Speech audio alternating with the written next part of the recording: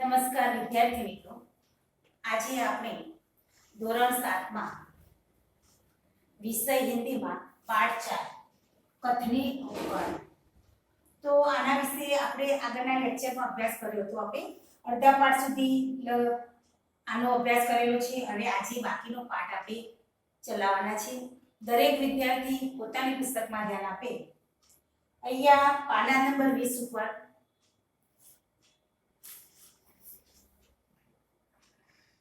तो छेल्लो पैराग्राफ पाना नंबर 20 पर जोड़ो कि एक व्यक्ति दुकान पर गया.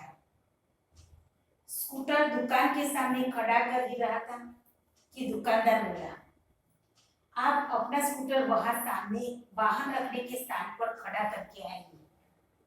बराबर. सज्जन ने कहा, मुझे ज्यादा समय तक थोड़ी रुकना है, मैं तो सामान लेकर अभी चला जाऊंगा. दुकानदार बोला, पर दुकान के सामने बीच सड़क पर स्कूटर खड़ा रखना कोई ठीक बात नहीं है. तो एक व्यक्ति उनका दुकान पर आवे छे કંઈક માલ સામાન લેવા માટે. ત્યારે દુકાનદાર તેનું જે સ્કૂટર પાર્ક કરતો જોઈ અને એને કહે છે કે જે તારું સ્કૂટર એમ કે છે એ જ્યાં પાર્કિંગની વ્યવસ્થા છે તે જગ્યા ઉપર મૂકી દે. ત્યારે સજ્જન કહે છે કે મારે બહુ રોકાવાનું નથી, હું માલ લઈને સામાન લઈને થોડા જ સમયમાં ચાલ્યો જવાનો છું. દુકાનદાર તો પણ બતાવે છે કે નહીં, सही जगह पर इनका स्कूटर उभो करो. स्कूटर वालों क्या मूकी दे छे. હવે આગળ જોઈએ શું થાય છે. सज्जन ने स्कूटर वाहन खड़ा करने के स्थान पर ले जाकर खड़ा किया और वापस आकर सामान खरीदने लगे. હવે સ્થાન પર મૂકી આવ્યો જ્યાં પાર્કિંગ વ્યવસ્થા હોય છે ત્યાં, અને પાછો આવી અને દુકાનનો પોતાનો જે માલ સામાન ખરીદવાનો હોય છે ખરીદે છે. इतने में स्कूटर लेकर दुकान पर एक लड़का आया. स्कूटर दुकान के सामने खड़ा करके वह दुकान के अंदर चला गया. इस पर उस सज्जन ने दुकानदार से कहा कि आपने इसे मना नहीं किया. वह बोला, यह तो मेरा बेटा है. ત્યારે દુકાનદાર દુકાન પર એમનો બીજો એક છોકરો આવે છે સ્કૂટર લઈ, અને એક તો દુકાનની સામે ઊભો કરીને દુકાનમાં ચાલ્યો જાય છે. ત્યારે આ સજ્જન પેલા દુકાનદારને કહે છે કે આને કેમ ના પાડી. ત્યારે દુકાનદાર શું જવાબ આપે છે કે એ તો મારો છોકરો છે. તો આ રીતે એમ કહેવાનો મતલબ એમ જે નિયમ બનાવે છે, જે કહે છે એ જ એમ પાલન કરતું નથી. ખાલી આદર્શની વાતો કરવી હોય છે, પણ એ આદર્શનું પાલન કરવું હોતું નથી. कुछ लोग ऐसे भी होते हैं कि जो आदर्श की बातें करते हैं, लेकिन जब उन्हें अपनाना पड़े तो वे आदर्श भूल जाते हैं. बराबर. तो कि सारी सारी बातों ज खाली करवी હોય છે, આદર્શની વાતો જ કરતા હોય છે, પણ ખુદ જ્યારે આદર્શનું પાલન કરવાનું આવે છે ત્યારે એ પોતે ભૂલી જતા હોય છે. મતલબ હવે એવું જ ઉદાહરણ એક બીજું છે कि एक दिन एक सज्जन के घर उनके मित्र मिलने आए. दोनों मित्र बातचीत में मग्न थे. બંને એમ વાતચીતમાં एकदम मग्न હતા कि किसी ने दरवाजा खटखटाया. उन्होंने खिड़की से झांक कर देखा, बाहर मकान मालिक खड़ा था जो पिछले 4 माह का किराया मांगने बार बार आ रहा था. उन्होंने अपने बच्चे को समझाकर बाहर भेजा. जब बच्चा बाहर गया तो मकान मालिक ने उसने कहा, तुम्हारे पिताजी ने कहो कि मैं मकान का किराया लेने आया हूँ. बच्चे ने तपाक से जवाब दिया. तपाक से जल्दी जोर से जवाब दिया, पिताजी ने कहा है कि वे घर पर नहीं है. बच्चे की बात सुनकर मकान मालिक हंसने लगा. घर में बैठे मित्र के चेहरे पर भी मुस्कान आ गई, जिसे देखकर वे सज्जन पानी पानी हो गए. पानी पानी हो गए એટલે કે લજ્જિત હોવું, बहुत लज्जित હોવું. તો અહીંયા આ મુહાવરો અહીંયા ઉપયોગ થાય છે કે પાણી પાણી હોના.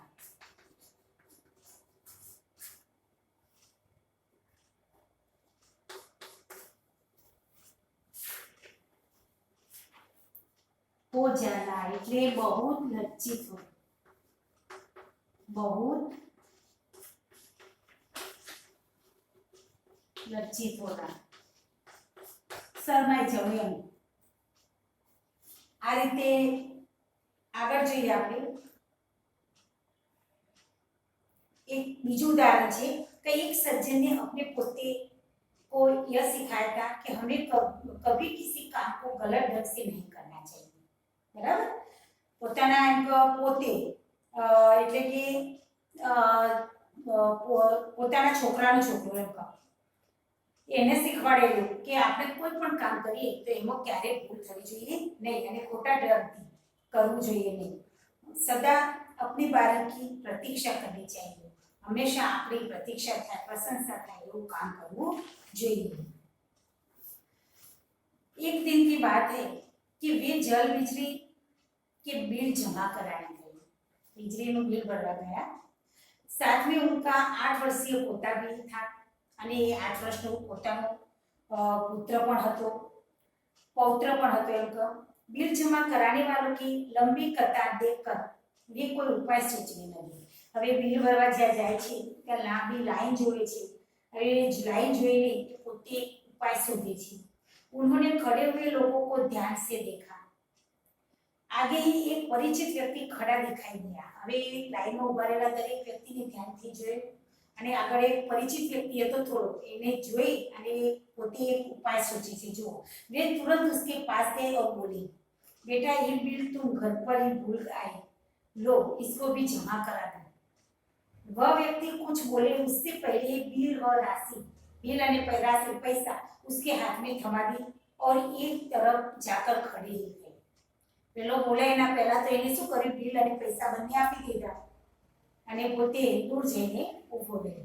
પોતા બાર કરને લગા. जो पौत्र છે એ વારંવાર કહે છે કે દાદાજી लाइन में लगिए नहीं. उसकी बात सुनकर लोग हंसने लगे. कई लोग उनका आ रीते उनका काम करता हुआ है. घना लोग तो कहते कई लोग ऐसे होते हैं जो आदर्श की बातें तो करते हैं पर उन्हें अपनाते नहीं है. ઘણા લોકો આવા હોય છે, આદર્શની વાતો કરતા હોય છે પણ પોતે અપનાવતા હોતા નથી.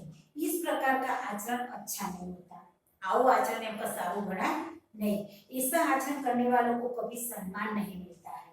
वे हंसी के पात्र बनते हैं. आओ आचरण करवाळा माणसने क्यारे जगतनी अंदर सम्मान મળતું હોતું નથી. ઉપરથી પોતે હાંસીને પાત્ર બનતો હોય છે. इसीलिए हमें कथनी और करनी में सदैव समानता रखनी चाहिए. એટલે જ આપણે કથની और करनी કહેવું અને કરવું એમાં હંમેશા માટે સમાનતા રાખવી જોઈએ. જો કથની કરनी એક સમાન તો જગ में मिलता तब सम्मान. જો દરેક માણસમાં કથની અને કરણીમાં સમાનતા હોય તો જગતની અંદર એને સારું એવું માન અને સન્માન મળતું હોય છે. બરાબર?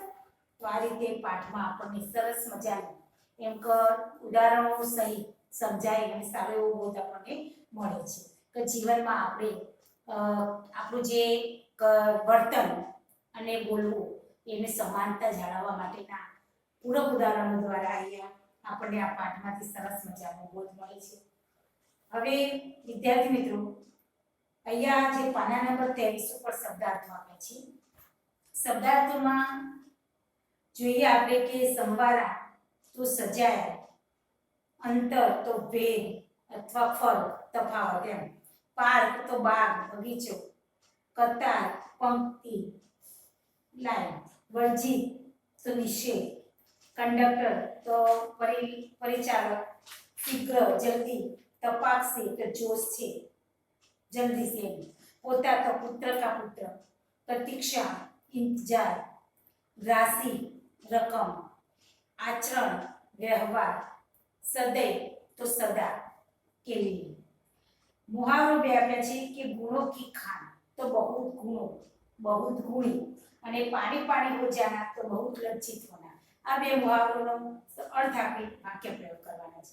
તો તમારે લેસનની અંદર આ પાઠને પૂરો સરસ ધ્યાનથી વાંચવાનો, ત્યાર પછી આ શબ્દાર્થો લખવાના છે તમારી નોટબુકમાં અને બે મુહાવરો છે એ લખીને એનો વાક્ય પ્રયોગ કરવાનો છે. અહીં સુધી તમારે લેસન કરવાનું છે.